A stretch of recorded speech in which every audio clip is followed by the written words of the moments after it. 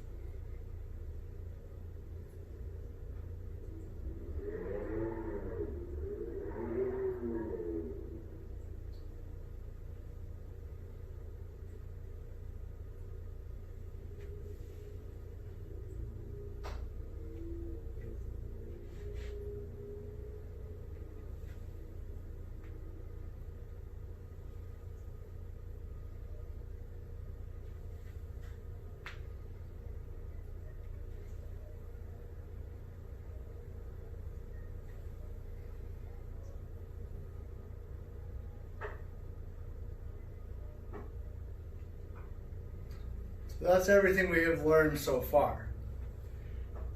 At the end of that last waving hands like clouds to the right, we'll add in another series of open and close hands, and then commence the closing.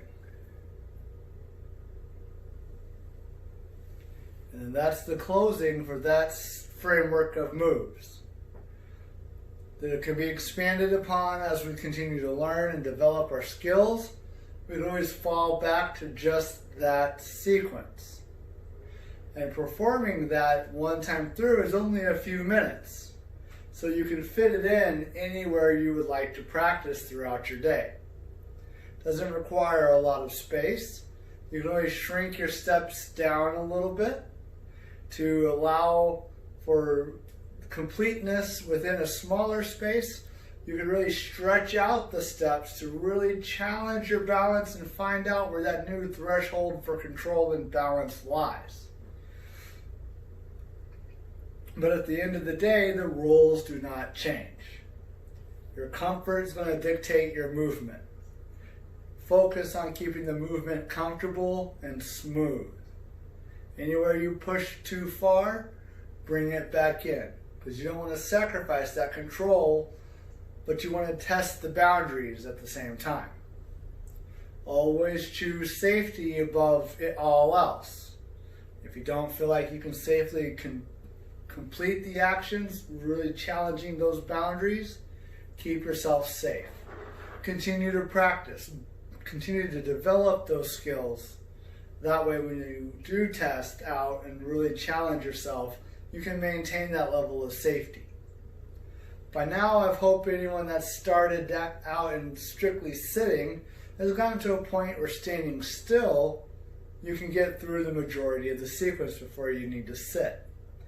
And anybody that was able to start out at standing still has started to challenge themselves and incorporate a little bit of the footwork. Getting used to really feeling that empty and full sensation as you shift your weight. Feeling yourself support on one side as you lift up in place without collapsing onto the forward foot. There's always another level you can develop to, and you're really the one that directs it. I like to use the phrase, Tai Chi is a choose your own adventure. You get to pick and choose where and when certain things come in. And that's the beauty of its practice. While traditionally everything is put on and really assembled in a very strict and stringent series and environment, it doesn't have to be practiced that way. You can always add a little bit, expand over here, pull back from over there, but always focusing on that smoothness, that control, promoting that relaxed feeling despite moving. And then you'll start to really take in all the other benefits that come along with it. Feeling connected to your environment, having better awareness of your situation around you without being hyper-focused on each little thing. That way you can take advantage of that periphery and really allow that natural movement to start to creep back into how you move. So I'm going to pick up with waving in hands, clouds, going to the right, and then incorporate the transition into the final open and close hands, and then close it out. So we have open and close after traveling left. And we'll single whip out, bringing ourselves over, waving hands in clouds 4 times, that's 1.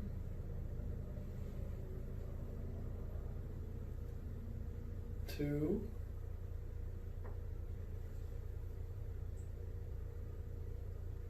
3. And 4, stopping in the middle, coming back into open and close hands.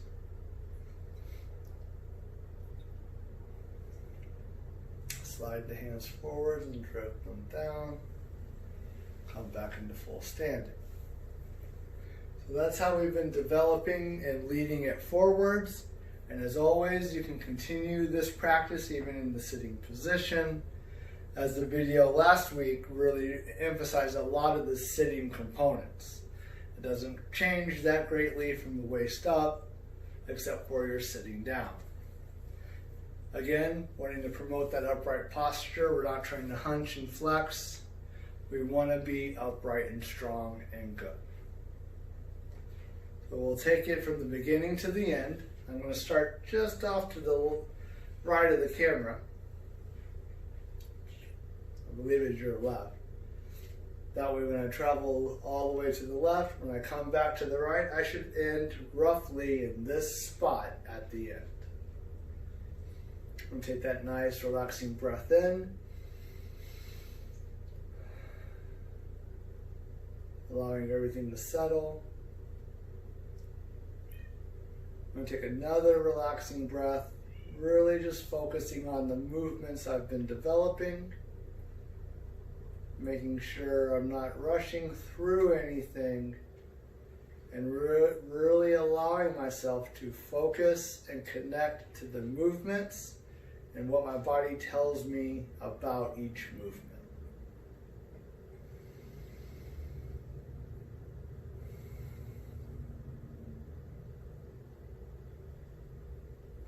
Inhaling on the lift, I'll begin.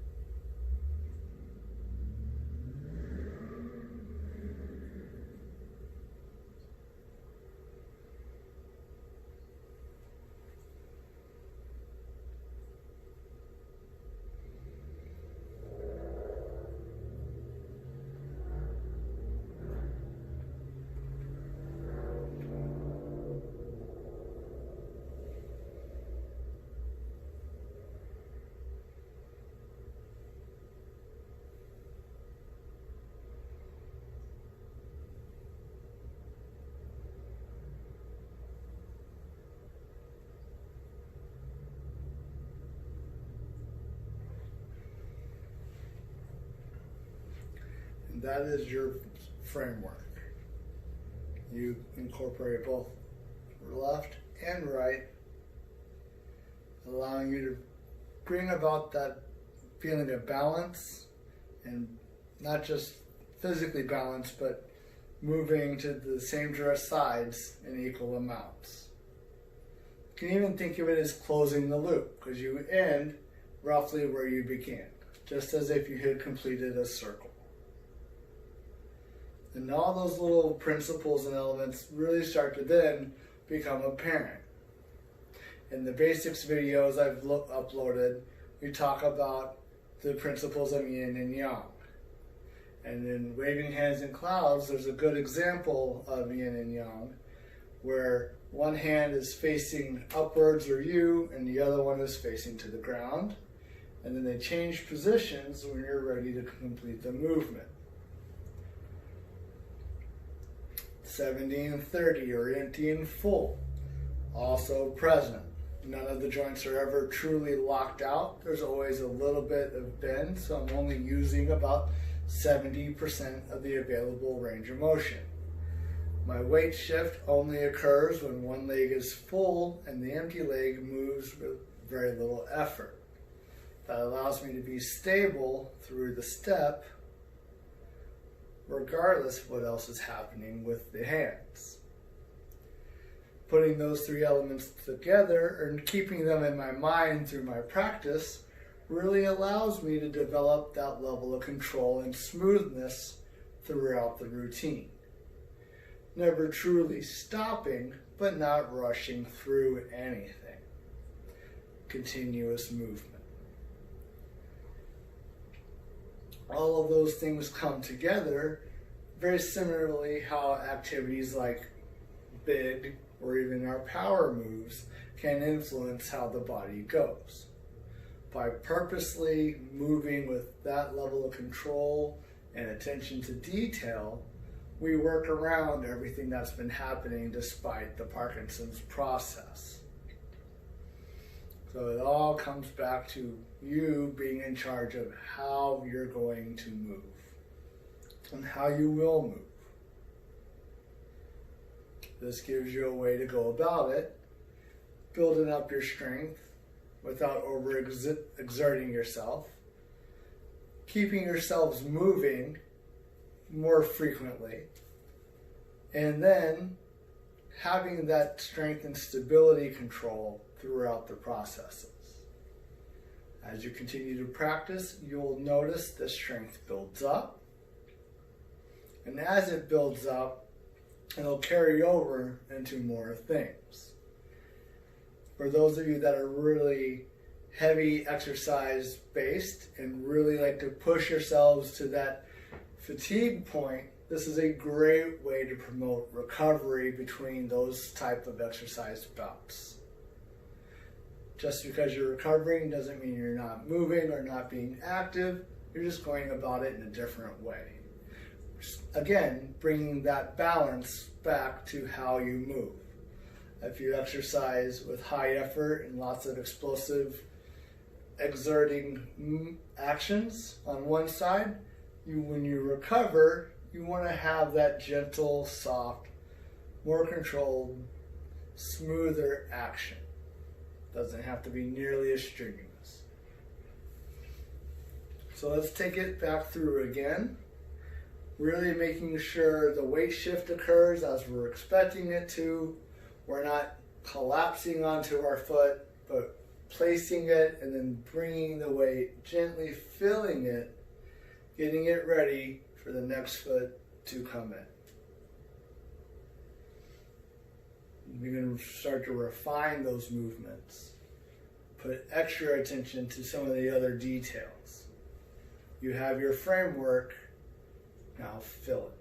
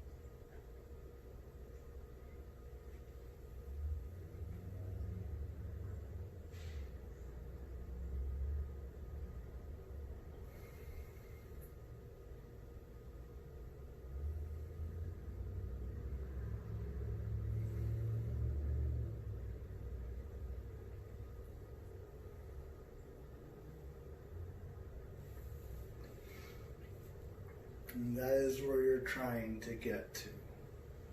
Continuing to breathe as you go, feeling the movements, not necessarily worrying too much about where my feet are, but really trying to connect to them. So when they come off the floor, I still know where that foot is and how far out it's going to go.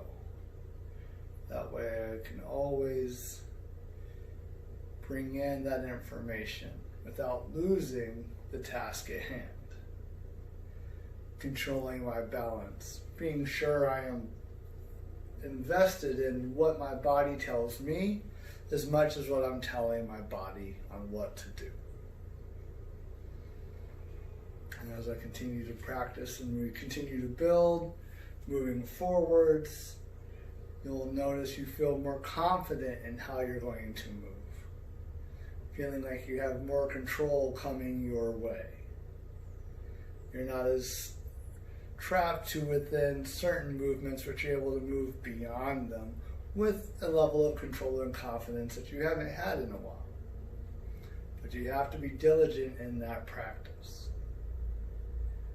Allowing yourself to really be connected to what you're doing, and more so how you're doing it, and not just simply doing it as for the exercise to get through. That'll still help you, but you're not going to see the level of control or growth you would like to see, and see it carry over into more things.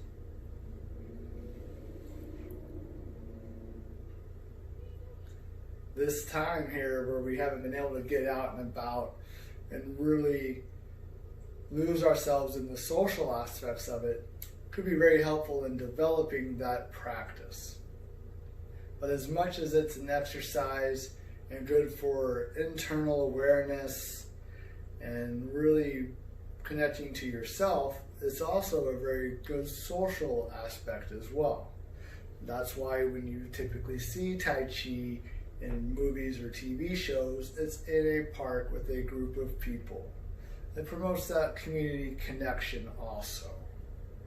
So as much as it is good for the internal and the individual, it's good for networks and relationships as well. Just like your body isn't just one piece, but multiple pieces working together. Tai Chi in a group is very similar to that.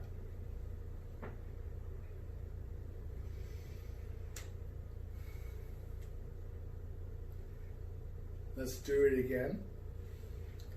Really allowing yourself to be a little more expansive from the inside out.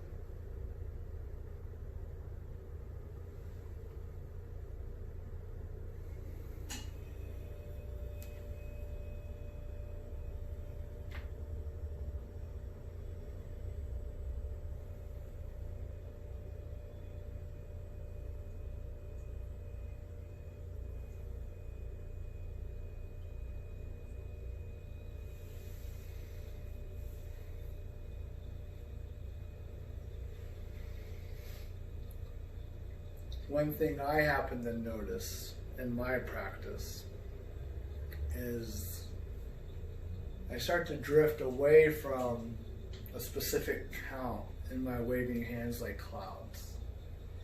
And I just start to do it more for feel. Depending on the day or my time constraints for practice, I may do 5, I might do 3. Sometimes I'll do even up to 8, and I'll just go until I run out of space. And I become more, I get lost in the flow of it, and just allow the movement to take me. But I always have to come back to the same point. Can't leave it half done. So we always strive for, if you go 3 to the left, ensure you're going to come back 3 to the right. And we will continue to build on that moving forwards.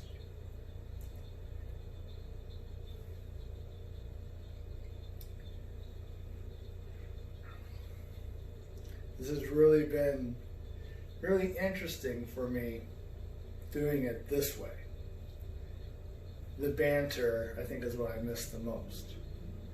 Interacting with you all specifically. Bringing in the elements that you can readily tell me, I feel like I should move this way. Is that correct? Or is there a way for me to correct that I'm having trouble finding? I do miss that part. One day we'll be able to start doing that again. And as always, you can always reach out to myself or Allison and let us know. I need more specifics to build on this aspect.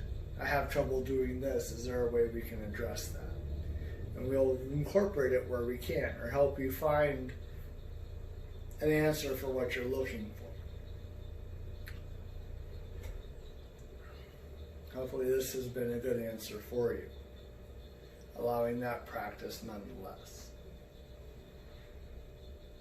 For the next practice, I'll just do standing still, having that comfortable space between my feet, being even between them, and equal in my weight distribution forwards and backwards, or front to back. As always, we'll clear the breaths, center onto the task at hand, and inhale on the lift, allowing us to take in that good oxygen and energy as we begin to disperse it through and bring balance to it within us.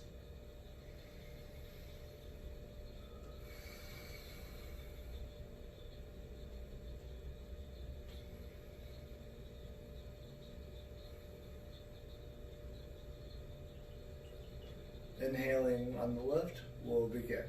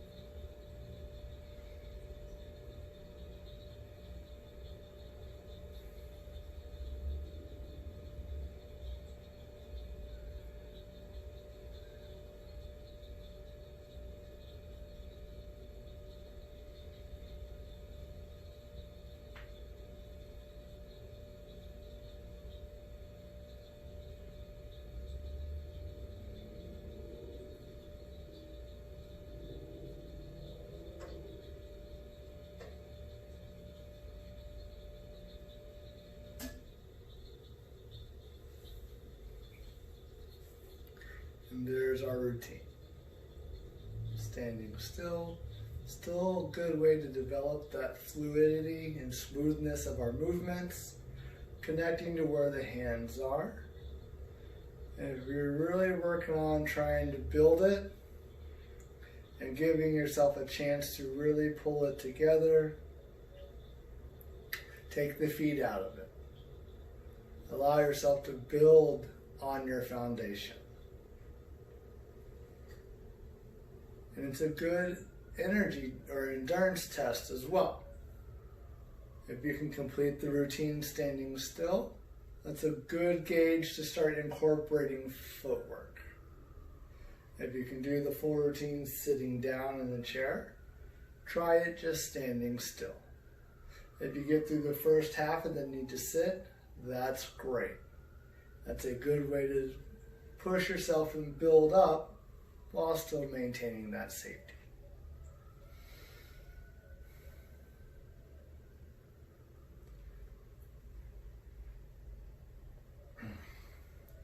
Excuse me. So going forwards, what's next? There's a multitude of movements available out there. And each one can be included into this framework we've established. And you would incorporate it on one side before taking it to the other side. Or you'll develop a new pocket of movements before you move to the right, and you could replicate that pocket on the end. It's all in where's your comfort lie, where does your control lie in your endurance or strength allow you to go. Much like anything else, be respectful of that, for you and your body are in this together. And if you get stranded out here, you'll leave it unbalanced and you won't feel successful. And the important part is to feel successful. Start small, build outward slowly, gradually incorporate what you can. I'll go through one more with a back view, and then we'll take it into the cool down.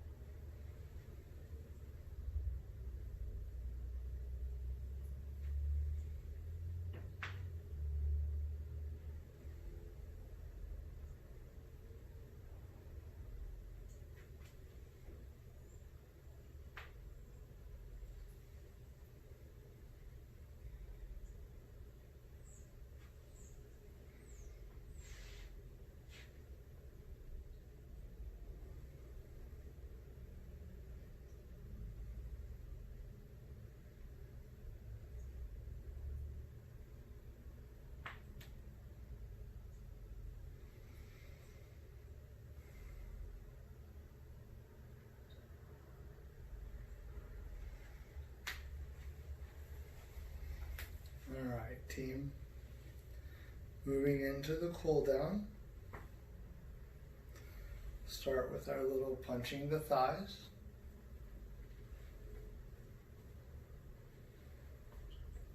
Help settle that energy in. Promote that return of blood flow and circulation through the legs.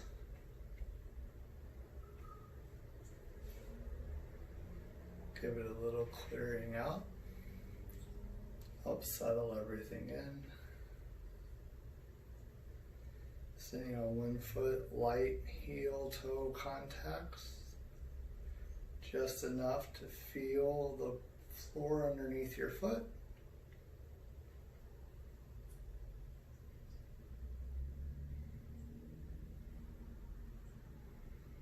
Set that foot down. Repeat it on the other side.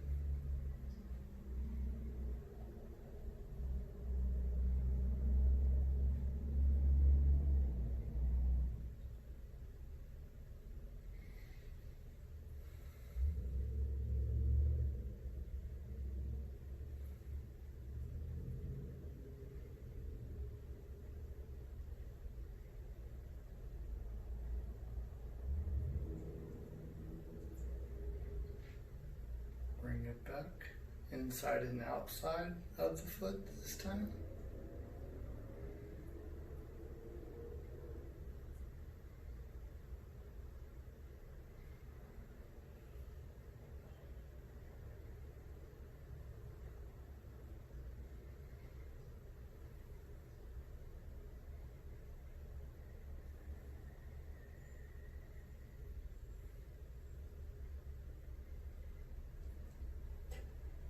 Same thing on the right. Letting it all come down nice and easy. Feeling yourself supported by that stable leg.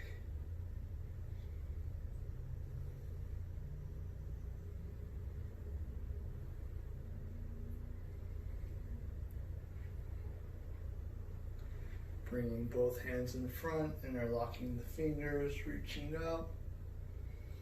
Looking at those hands with a good breath. Separate the hands and let them gently float down.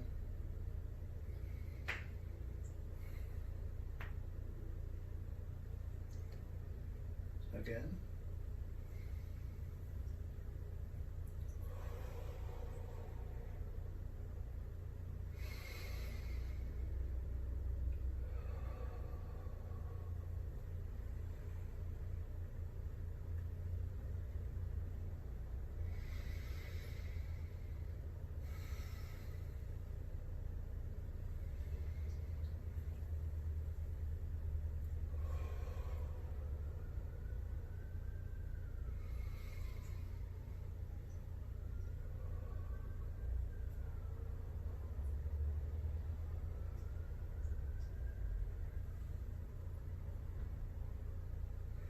And offer the clearing.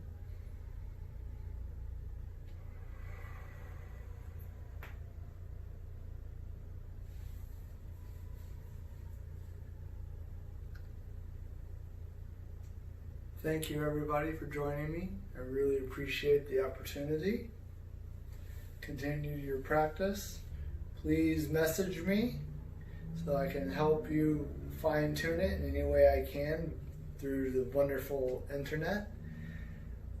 Hopefully soon we'll be able to start meeting up in person again. Have a great evening. Continue your practice, and I'll see you soon.